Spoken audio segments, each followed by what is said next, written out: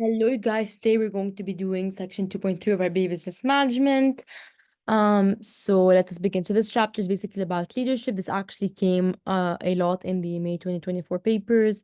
Actually, just came a bit in paper 1 of May 2024, but this is a really crucial, important chapter in IB Business Management. So let's begin. It's actually one of my favorites. It's really, really simple, really easy to grasp, and just a nice, smooth section overall.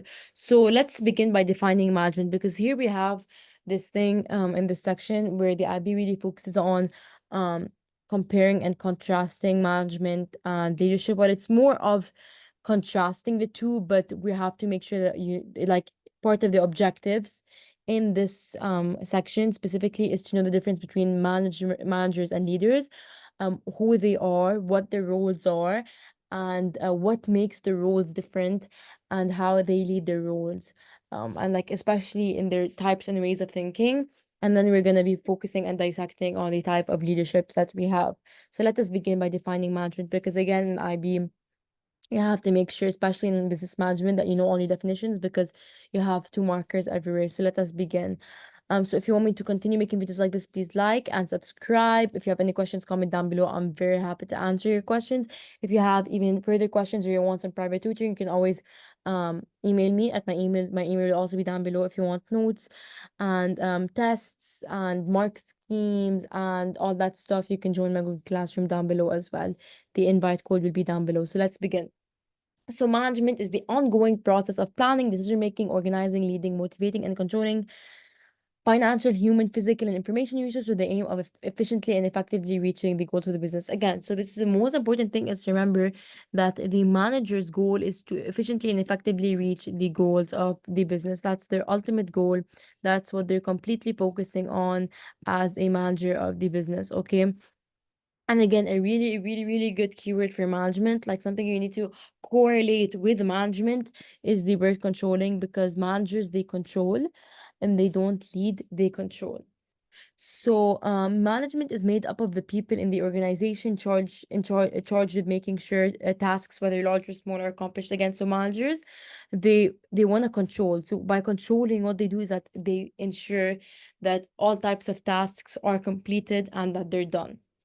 Now, what are the five major functions of management? Okay, so I personally call it just POCCC, which it's just really easy. So it's like I just use this acronym POC. So you have planning. So planning is basically just setting strategical, tactical, and operational objectives. So if you also want, I also have another like acronym for it. It's called STOW. I found it really easy. STOW, strategic, tactical, and operational objectives.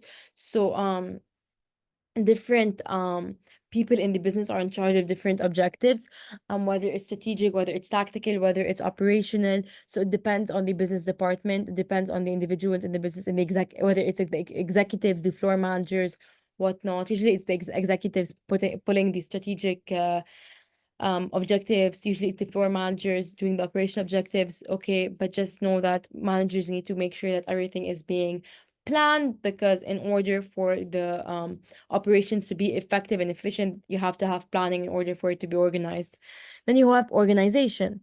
So what is organization? Organization is basically ensuring that the business has sufficient resources to achieve its objectives, and meaning that whether it's financial, whether it's they need more HR, it really depends, or it might have too much capital, it might have too little. So basically it has too much, it has to find a way to not like keep the cash and like leave it for nothing. Or if it has too little, then that's a problem, then it has to minimize its objectives, or find a way to make sure that it meets its objectives, maybe by reducing costs. So again, it has to make sure that everything is organized.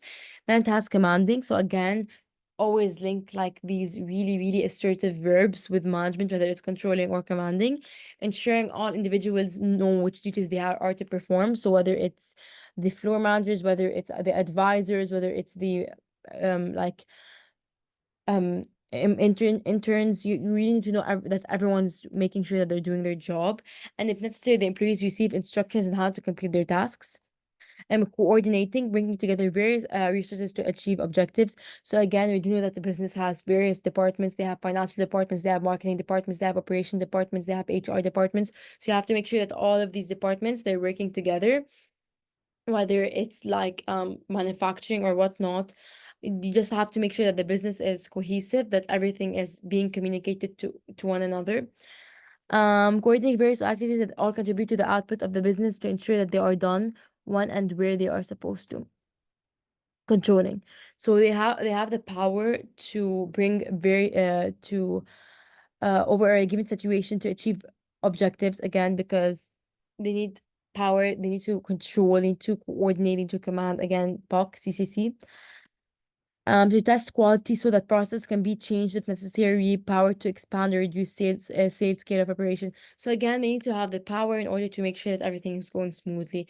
This just really explains, this is really you won't really have to explain stuff like this in depth. This is just for you to understand the role of a manager. But this is really usually this is asked in section B. When it comes to section B, you have to just answer it in context of the business. Remember that now in these sections we're just studying the content. If you want to study content with context, you have to join my courses at IB Excellence Academy. This is a new business we founded in order to save IB students around the world, because I know that it's really tough being an IB student. But yeah, now we're just studying content. So this is content that just explains what being a manager is like. You won't be asked such in-depth questions. You have to know this. So just keep POC in mind, like keep the acronym in mind. But this is really detailed just for you to understand. So don't really memorize, just understand. And especially IB business management, you don't really have to put much effort and in memorizing. Now we have leadership. So what is leadership? So leadership is the process of motivating a group of people to work towards the goal of the business. Again, so see, leadership is more towards encouragement and motivation rather than control and command. Okay, so you need to see that you need to be able to contrast the difference between a leader and a manager. Unlike management, management like similar to science. So 1 + 1 = 2, 3 + 3 = 6. So this is it with management. Like there's a plan, you have to follow it, you have to be coordinating, you have to be strategic, you have to be sufficient, efficient, all of that stuff. Whereas with leadership, it's more of an art. So anyone can be a manager, but not anyone can be a leader in some sort of way. So it's an intangible ability to lead, inspire, coerce, or charm through charisma or other effective and intellectual qualities. So again, being a leader is quite different, because being a leader, you really inspire the employees, you give them a purpose, you give them motivation. So it's quite different than a manager, because the manager, all they want is for the employee to just get whatever tasks they have to get done. They don't really make the relationship personal, whereas with a leader, they make it personal. They really enter the mind and the emotions of the employee, which is why it really requires some inspiration, requires some charm, it requires some charisma. So keep that in mind. So now we talk about intuitive versus scientific thinking. So deliberative thinking process.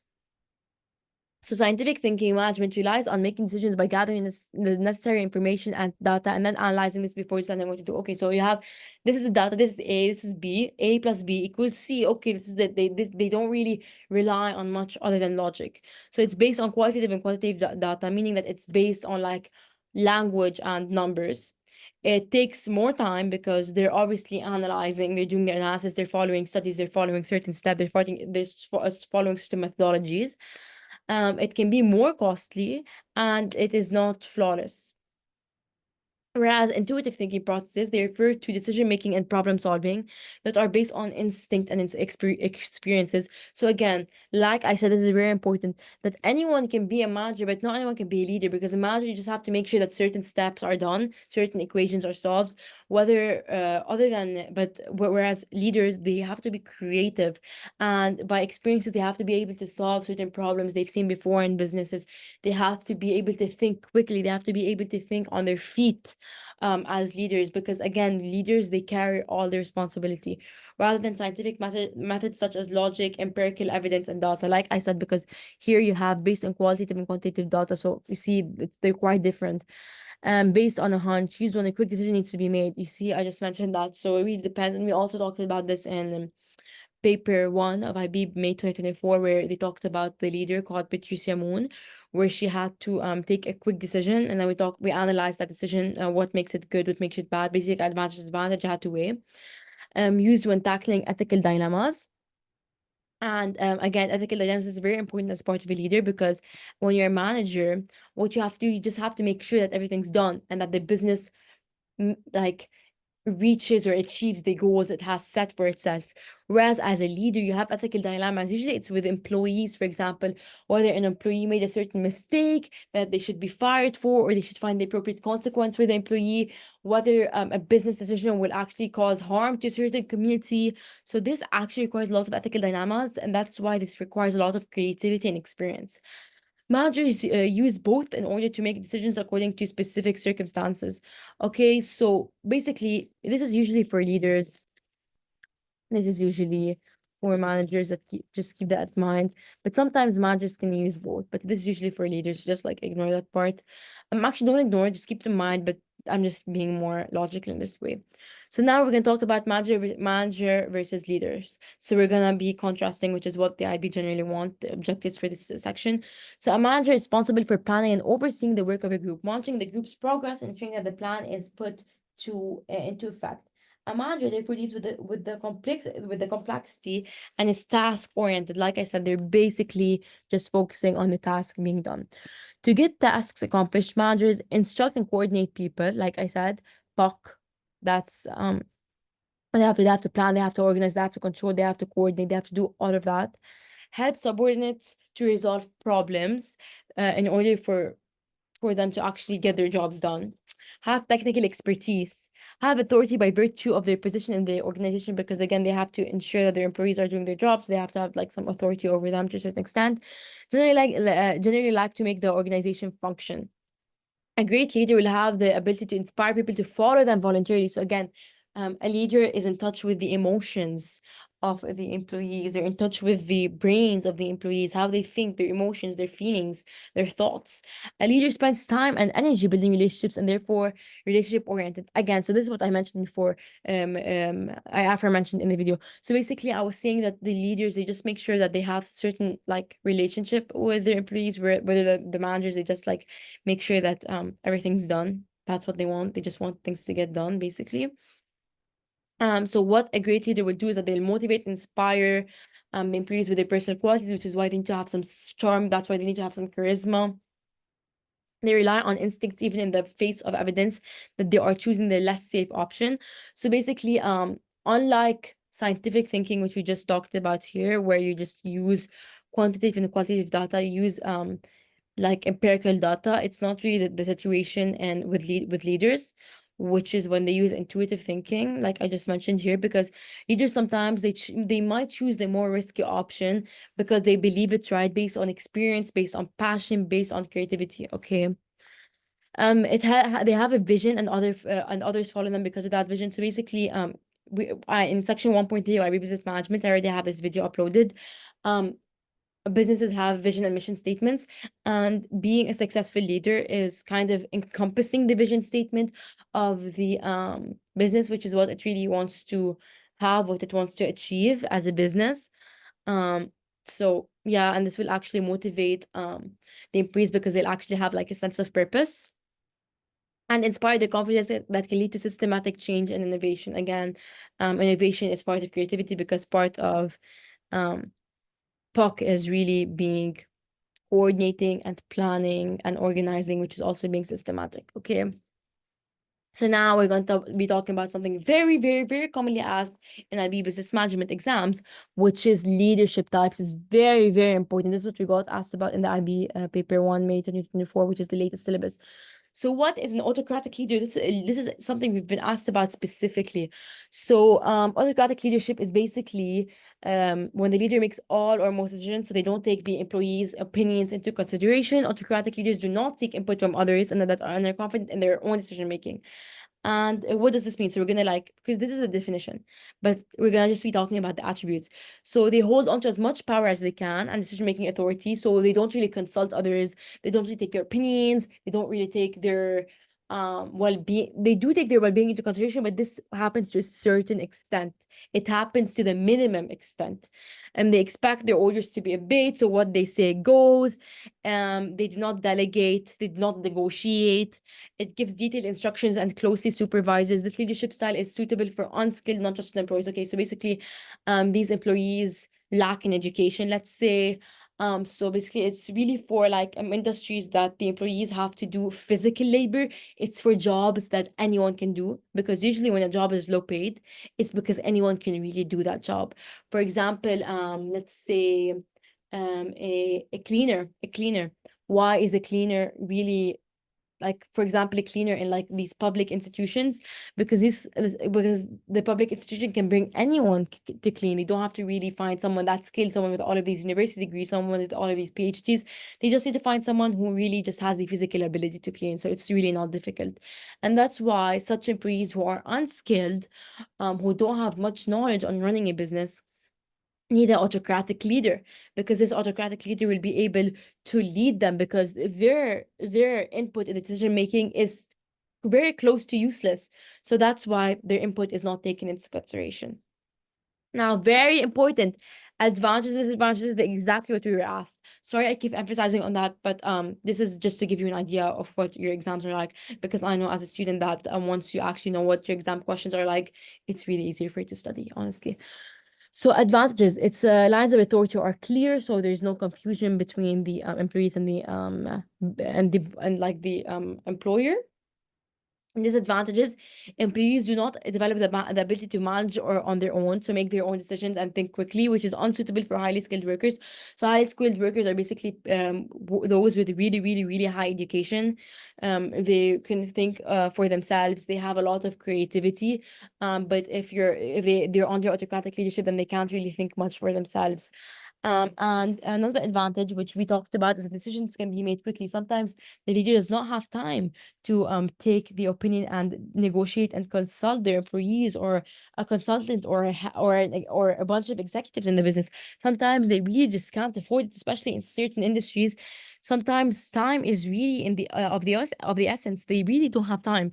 So sometimes they just have to have the capability of just thinking on their feet and just going with it. In the case we had in May 2024, this is what the leader Patricia Moon did in order to make sure that the festival Bon launched. And if she didn't have done that, then the festival wouldn't have been launched on time. Disadvantages, there's no feedback from employees, so the opinions and suggestions are ignored. So basically, employees, they feel like their voices might not be heard. This might cause or build some resentment. What else can this cause? This can also cause maybe like the like leader not to see all perspectives. Sometimes they need to need to consult certain executives, certain consultants in the business, certain departments of the business, for example the financial department, to make sure that this decision is suitable. So sometimes taking decisions on your feet is not the best option, because there are consequences which are not taken into consideration. Okay, sorry, I keep talking. I'm just trying to explain so you guys can understand. um Now you have paternalistic leaders. So paternalistic leadership can occurs when the head of an organization treats employees like they are part of their family. Okay, so they treat them like in a really, really close way. They have relationships. So this is paternalistic. Make sure that you say that there's like a really close relationship. So a paternalistic leader is typically warm and productive of their employees, but also expects loyalty and obedience. Again, so it's very based on so it's really logical. This is the beauty of IB business management. So it's really based on the term itself, but they're very warm with them, and thus they have a really close relationship with them. So basically, this shares some features with autocratic, just because like there's some authority, because again, all leaderships have authority, but this has nothing to do with autocratic. Views employees as family, meaning it has like just great like they have great concerns over employees. The well-being of employees is really important to them. They provide employees with a sense of safety. They make them feel safe, because again, it's like family. They have a really, really close relationship, and they get total loyalty and trust from employees. So the advantage is that employees take great pride in the organization, because feel like they're a part of the organization. They feel like the organization is like a family, and they feel like they're a part of it. So yeah, employees take figurative ownership of the business, as to not let the leader down. Okay, so basically like they feel like they're part of the business, and they do everything in their power to not let the leader down, because they have such a close relationship with the leader, because they have this loyalty to the leader, because the leader is so close to them. The leader makes them feel super safe, to the point where they feel like they cannot let the business down, to the point that they're super, super, super loyal to the business. Disadvantages is that leaders may not be fully objective when evaluating employees' performance. It's because they might have favorites, because again, it's like a family. It's not really a work setting. It's not really super objective. So things might get a bit mixed up. It's not completely like a work setting. And employees may at times take advantage of the leader and the leader's loyalty to them, because the leader might be really loyal to them. The leader might really, really, really take their well-being into consideration and not really think in an objective way where it's for the business. So maybe the business might get through some hurdles in order to meet its objectives and its missions and its goals because of its employees, because it's putting its employees before their business. So that maybe the employees' well-being is being put before the business. So there's an opportunity cost there. So keep that in mind. There's always the opportunity cost. Um, so now let's go to democratic leadership. So democratic leadership occurs when the leader regularly seeks inputs from employees and involves them in decision making. So again, this really has to do with the word democracy. Again, the beauty of our business management.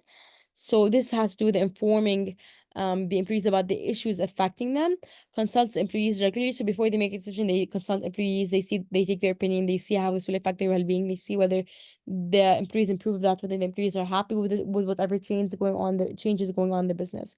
And this develops better morale, so the employees feel like they're included in the decisions of the business. The employees feel like they're seen. The employees feel like they're recognized, like their work is being recognized. So this is a really good thing, because the employees, again, I always talked about this part in my essays, is that employees, they're a vital part of the business, meaning that their input and their motivation and their morale is a vital aspect of the business, because again, they're running the business. Without the employees, the business won't happen. So whatever the employees feel or think is really, really, really important to the business. um so now we're going to talk about advantages. So advantages: situations where the leader is not always present, the employees can always take charge. Leaders with skilled free thinking and the experienced subordinates. Okay, so um basically, if these employees are like, they're skilled, they're educated, this will work with them, because their input's actually really important. So their opinion, their input, their feedback is really important when making this decision, because they can see perspectives that the leader might not see. Again, the more the merrier. Employees feel as if they have a voice, like, so I talked about that. Disadvantages is that the decision may be delayed, because a lot of people are like, consulting this decision, and it's timely costly for a large workforce to like start debating and negotiating. And also, like, each person has their own agenda, I guess, and it's not suitable during a crisis. Now we have laissez-faire. So laissez-faire leadership occurs when the leader of an organization gives employees considerable freedom to make decisions on their own. So employees can set their own goals, make their own decisions, and resolve problems as they see. So the good things about it, the advantages, that environments requiring individuality. So the basically the employees feel like they have their individuality, which can be motivating. It fosters creativity again, because they're like really resolving their own problems in the way they see fit. So it's really quite creative, and employees enjoy the freedom. However, disadvantages: time-consuming decision making, delayed execution, because again, there's a lack of coordination when these like employees, they start making their own decisions and like working on their own. So lack of coordination. Relies heavily on teamwork, more than usual, can be unnerving and difficult for people who require a lot of guidance and supervision. Again, so it's very abstract, very weird, honestly. And we can also talk about how this won't work if the employees, like, they lack skills, they lack creativity, they lack education. So this is very niche. This is like a super niche type of leadership. This won't work in many industries. But yeah. So now we're going to be doing situational leadership, and that's it, I guess, for the video. So the situational leadership occurs when leaders in an organization adapt their leadership style to the nature of the situation and the ability and experience expectations of the people in the organization. So this type of leadership dictates the different situations requiring different styles of leadership. So advantages: it amounts to occurring circumstances. This is really good because it really depends on the circumstance. So it's really quite fit. So it really is fit. Disadvantage: that the switch may not be clear to employees and will demotivate them. So this is like really unstable for the employees. They never really know what's going on. Some situations may be vague. Some situations may be unclear. The employees may not know how to act. They might see the relationship with the boss, with their employer, as um like very dynamic, very unstatic. So this just might cause confusion within the business, and it's just very unstable. So now leadership styles are influenced by many things, such as subordinates, the leader, the decisions, and the environment. So again, it depends on the industry, it depends on your coworkers, it depends on the decisions being made, depends on the economy at the time, depends on a lot of things. But just make sure that, especially these chapters, like especially like the topic 2, HR, it's based on both the context and content, but the context it's heavily based on. So make sure you know your definitions, but also make sure you know your advantages and disadvantages and how you can apply them to the case. So this is it, guys. Thank you so much for watching. I hope you enjoyed my video. If you have any questions, comment down below. And if you want some tutoring, or if you want to join the crash courses where we actually tutor the whole IB business management syllabus in just 5 days, then while we solve past papers as well, please comment down below and tell me if you're interested, or just message me. And follow our TikTok and our Instagram, IB Excellence Academy. I might take them down below. Thank you so much for watching. Bye bye. I hope you enjoyed.